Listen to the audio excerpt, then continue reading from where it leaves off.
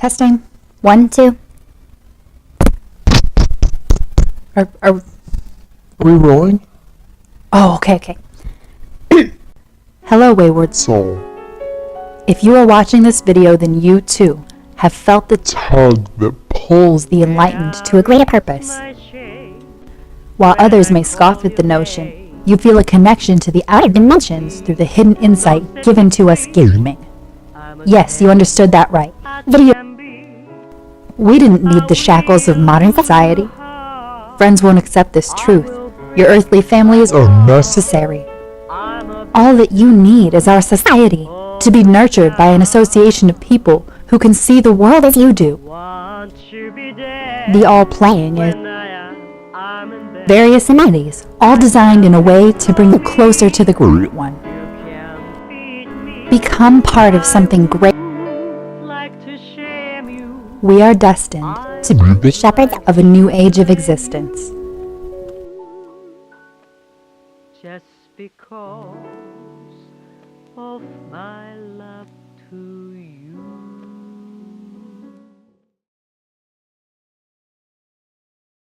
Origins. Overwatch was created at the behest of the United Nations during the Omnic Crisis. A war against robots was unlike any humanity had fought before, and no single country was successfully holding its territory.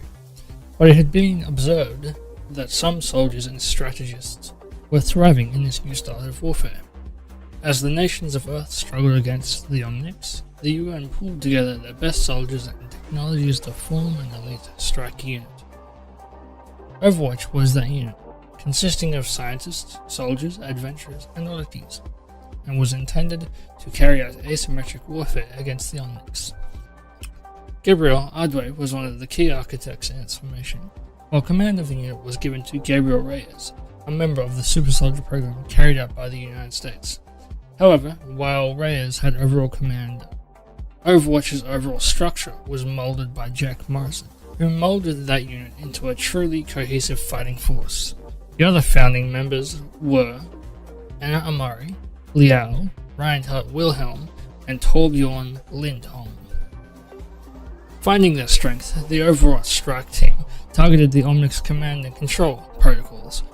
After great sacrifice and heroism in a series of dangerous raids, they destroyed it all, rendering the Omnic's armies inert. They had saved the world and earned its adoration.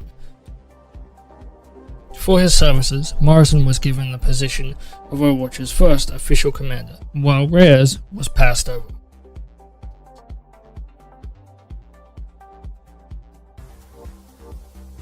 Golden Age. In the years that followed, Overwatch was transformed into an international peacekeeping force. New resources and funding were given to the unit, giving it far-reaching global influence. Over the following decades, it helped maintain peace, inspiring a new era of exploration, innovation, and discovery. Its range of research included space exploration, medical research, and climatology. In this particular regard, a series of eco-watch points were established to monitor the planet's changing climate. Rogue Omnics, terrorism, warmongering dictators, none of these could stand for long against such a capable, dedicated force. Overwatch made global stability its goal, and the world was happy to have them. Overwatch grew into a global institution, and new agents were recruited. Those that grew up during this period are referred to as the Overwatch generations, as they were given a legion of heroes to look up to. For these children, Overwatch was a symbol of hope, and they were taught that they represented the best of humanity. Overwatch maintained a global communication network and possessed one of the most advanced armories on the planet. New agents were brought into the organization as existing ones retired. It carried out operations against the terrorist group Talon and the ninja Shimada clan. In the case of the latter, to its knowledge, it successfully dismantled it. It took a militaristic approach to maintaining this peace, however, which generated some internal tension. Twilight Years. 20 years after its founding, Overwatch's influence waned and the organization came under suspicion of corruption and sedition. A series of allegations were made against the group, including negligence resulting in high-profile mission failure, corruption and mismanagement, weapon proliferation, human rights abuses, and more. Overwatch never had a shortage of critics. Even in its glory days, many voices called for severe restriction on the agency's missions, inciting that such a powerful group of individuals needed careful oversight. Rumours of Black Ops missions carrying out tasks like assassinations and kidnappings were dismissed by the public as paranoid fantasies. But as time passed, criticism became harder to shrug off, and the agency seemed to be tone deaf to public concerns. Controversial missions struck public outrage until it reached a fever pitch, and some of Overwatch's most famous and celebrated agents were forced to retire in disgrace. Protests broke out, the people claiming that Overwatch was the source of the world's turmoil. Years later, Olympia Shaw reflected that if that had been the end of it, many might have accepted these missteps as the unavoidable signs of an aging, bloated bureaucracy, suffering under a monolithic leadership that desperately needed a change in direction. The truth, however, was much darker. The Fall. In the final year of Overwatch's existence, a top-secret division called Blackwatch was revealed. There were stories of assassination, coercion, kidnapping, torture, and worse. Governments called on the UN to shut down the aggressive and repeated violation of many countries' sovereignties. A special UN committee launched a lengthy and highly secretive investigation into these claims. As the UN investigation proceeded and public distrust swelled, Overwatch's Swiss headquarters was destroyed in an apparent accident. Among the casualties were Morrison and Reyes. The UN steadfastly maintained that there was no foul play behind this event, but anonymous reports indicated that a rebellion tore the group apart from within. On one side was Morrison, determined to hold together what remained of Overwatch. On the other side was Reyes, whose agenda remains still unknown to this day. A battle raged between these men deep within Overwatch's base. At some point, their fighting triggered an explosion that destroyed the facility, supposedly killing both of them and numerous others. Angela Ziegler, head of Overwatch's medical research, commented in a UN hearing that the outcome was inevitable. Reyes and Morrison had drifted further and further apart, as Reyes had remained bitter that Morrison had been given position of field command instead of him. Disbandment. The UN committee, coupled with the loss of its headquarters and key members, were the two death knells that signaled the end of Overwatch. In the wake of such an incident, little could remain hidden. The full transgressions of Overwatch's shadow operations became known, and eventually the most ardent defenders inside the organization bowed to the truth and called for its dissolution. The United Nations could do nothing but shut down Overwatch. The group gave in to the pressure. It was eventually disbanded 30 years after its founding. Left in disgrace, its agents now the target of derision and suspicion in the media.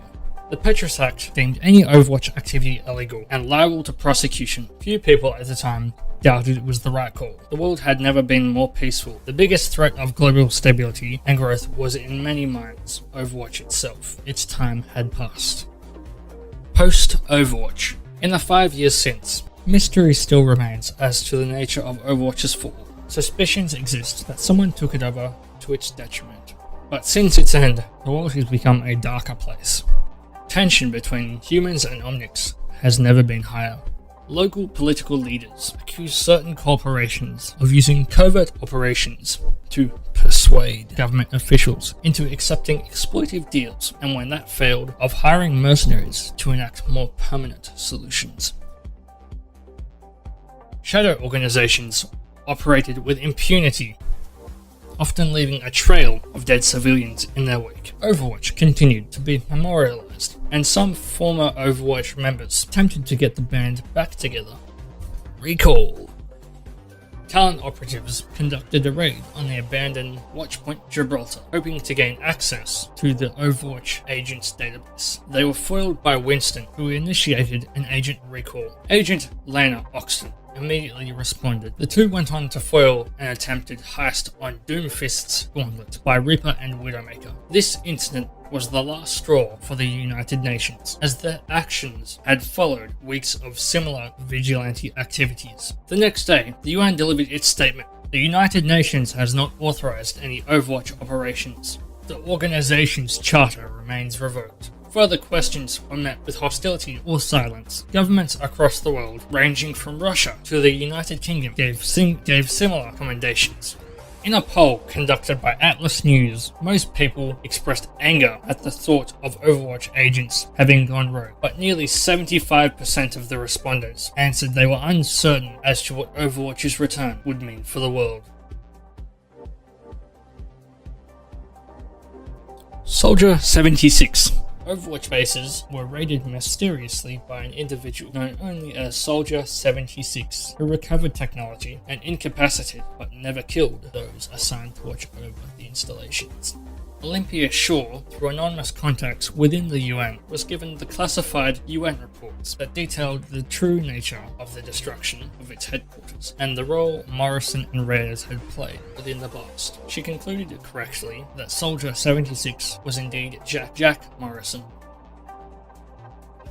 Hey everyone, Opti here, and as usual, thank you so much for checking out this video if you reached the end.